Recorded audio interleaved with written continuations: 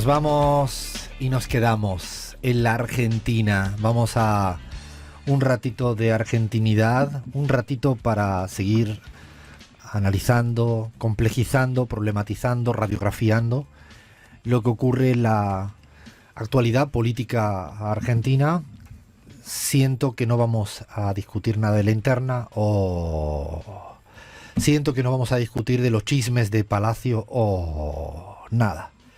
Me preocupa más otro aspecto que con mucho respeto le vamos a hacer llegar al presidente Javier Milei, y es que no hay nada que festejar una vez más.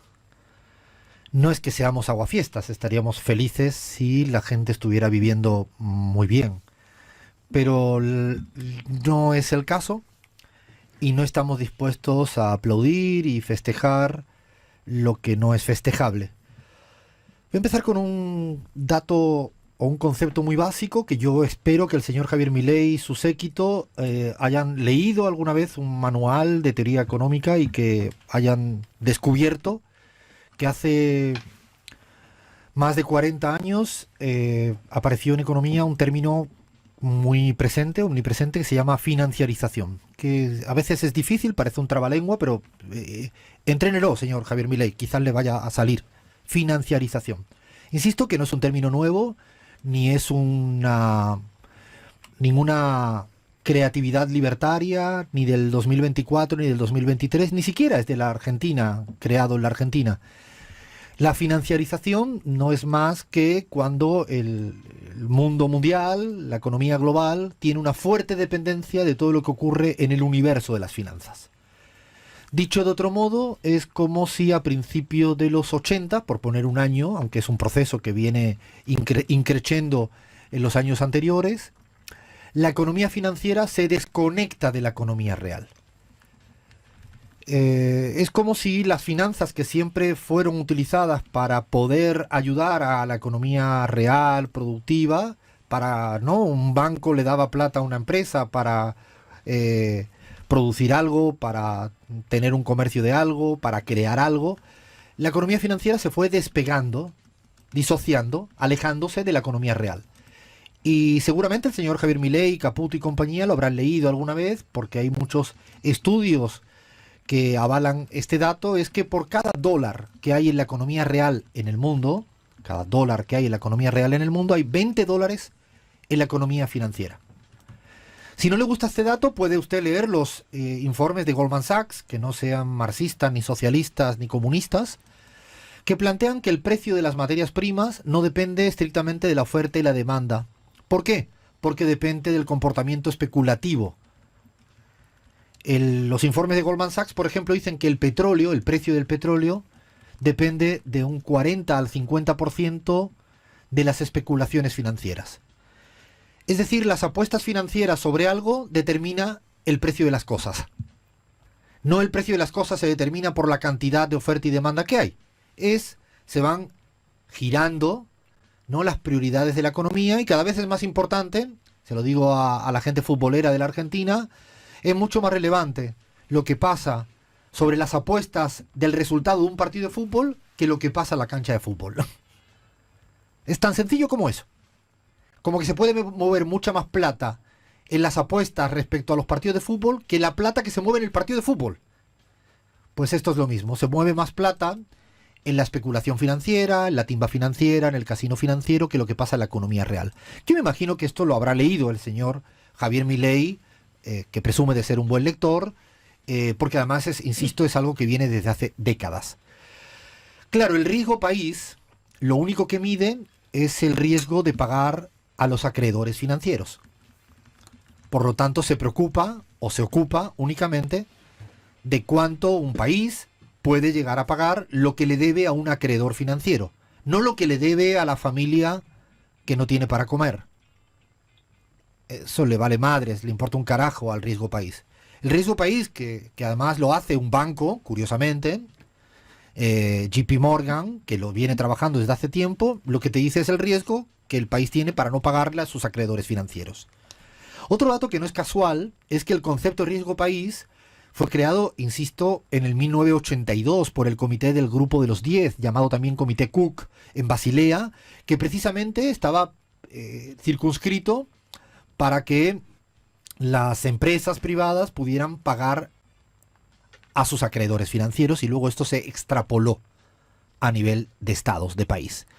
Yo recomiendo, y fíjense que voy a hacer una confesión al aire, hoy en estos días tuve como una suerte de pulso con el Google. El Google no siempre te ayuda a descubrir información.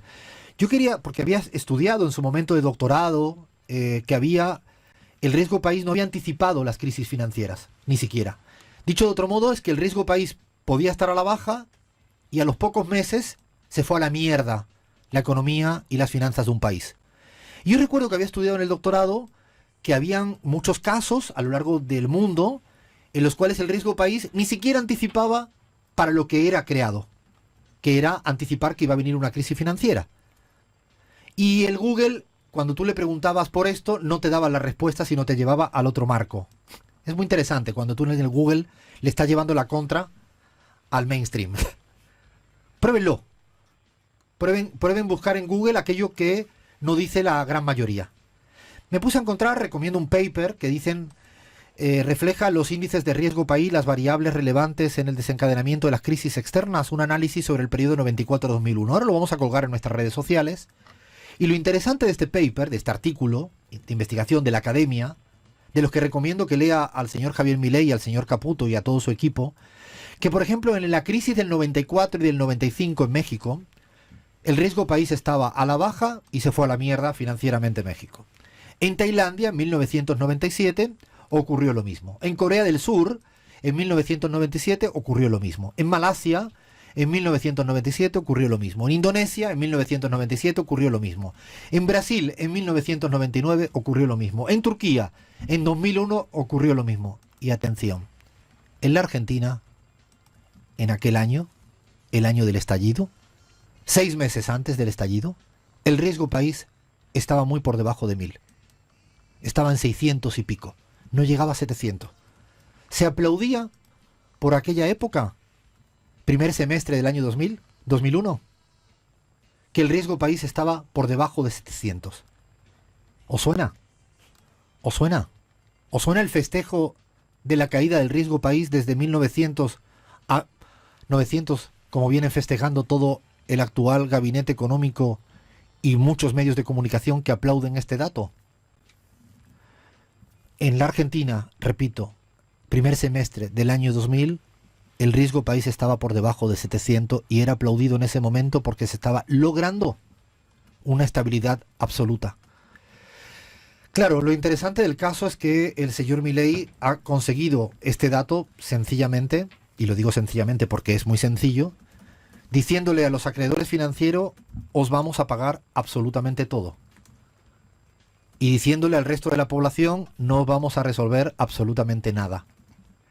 Y JP Morgan te lo aplaude. JP Morgan no te anticipa si se viene una crisis financiera o no en el país. JP Morgan lo que te está diciendo es que te agradecemos que tú nos garantices que vas a pagar toda la deuda a los acreedores financieros, aunque sea a costa de el hambre, el malestar de la mayoría de la ciudadanía. El banco, la banca, JP Morgan, te está diciendo, está bien, te voy a dar un riesgo país cada vez más bajo porque me estás garantizando que le vas a pagar a todos los acreedores financieros, aunque se muera la gente de hambre, aunque el salario se vaya a la mierda, aunque la ciudadanía esté en una crisis sin retorno, aunque la producción se caiga, aunque la capacidad instalada esté cada vez peor. Claro, es más, el señor Javier Milei solo tiene un propósito en la economía en estas semanas. Es seguir buscando los dólares necesarios para seguir pagándole a los acreedores privados financieros. No tiene ningún otro propósito. De hecho, por eso han festejado a todo a estos dólares que llegaron desde afuera gracias a no permitirle a los evasores que traigan toda su plata sin ningún tipo de penalidad. Es decir, después de esto, que ya está rozando el récord de 17.000, 18.000 dólares, o incluso pidiendo dinero, ¿no?, al Fondo Monetario Internacional o a algunos acreedores privados. Lo que quiere Argentina, por eso están felices. Y cuidado, que estemos felices porque el riesgo país es bajo, porque esto nos permite endeudarnos de nuevo. Cuidado, ¿eh? Cuidado que le estemos aplaudiendo que el riesgo país sea bajo para volver a endeudarnos, para seguir pagando deuda financiera. Cuidado que estemos aplaudiendo, insistimos, esta obsesión, esta sumisión del gobierno de Javier Milei a todo el mundo financiero. Pero es poco creativo Javier Milei, por eso no termino de entender. En las formas sí, es singular, en las formas. Pero en el fondo lo hizo la dictadura en la Argentina. Y lo hizo el señor Macri en la Argentina. Es el tercer capítulo. Copy-paste. Copiar, pegar. No hay nada singular en esto. Es más, me puse a hacer unos pequeños cálculos, muy sencillos, para que vean quién está ganando en la Argentina. Si en la Argentina, por ejemplo, una persona tiene $1.000.000, ¿alguien de los oyentes tiene $1.000.000? Fla, ¿cómo estás del $1.000.000? ¿Cómo lo tienes tú? No, muy lejos, pero si un oyente tiene, que me mande un mensajito, ¿eh? ¿Cómo estás, Bahía, con el $1.000.000? No, ni cerca. ¿Ni cerca? No. ¿No estás cerquita? Bueno, los afortunados que tienen $1.000.000 en la Argentina están de fiesta financiera en la Argentina. En 10 meses, han logrado tener por $1.000.000 $300.000 de ganancia. O sea, ¿se imaginan que de $1.000.000, gracias al señor Javier Milei, pasa a tener $1.300.000? O sea, en 2 años y medio duplica el $1.000.000. En 3 años. ¿Cómo lo hace? Muy sencillo. La bicicleta financiera la tiene Javier Milei perfectamente cuidada. Igual que la dictadura, igual que el señor Mauricio Macri. Con $1.000.000 los cambias a pesos. Doy la receta porque ya lo saben ellos. Y a los que no tienen $1.000.000 le importa una mierda. Con ese $1.000.000 lo cambias a pesos. Con esos pesos los pone al 4 o 5% mensual. Cuando termina el mes, retiran los pesos ganados y vuelves a comprar dólares. Como la depreciación del dólar está con una tablita marcada del 2% mensual, te has ganado en un mes, en 30 días, por cada $1.000.000, $30.000. En 10 meses, $300.000. Sí, esto se le llama bicicleta financiera. Carry trade, si quieres llamarla así, en modo como le gustan hablar de ellos. Que en el fondo es una estafa para la mayoría de los ciudadanos y una bendición para los que tienen $1.000.000 disponibles para no hacer nada. Se sientan en el sillón, lo dedican a sus asesores financieros a que hagan esta operación sencillísima, y el señor Javier Milei le asegura que con su depreciación, su control de inflación y con su tasa de interés, gana $30.000 cada mes por $1.000.000. En 10 meses, $300.000. Por eso el riesgo país está bueno para esta gente que tiene $1.000.000 para no hacer nada. Esto es lo que más me preocupa sobre lo que está pasando en la Argentina y no las internas. Seguimos en la pizarra.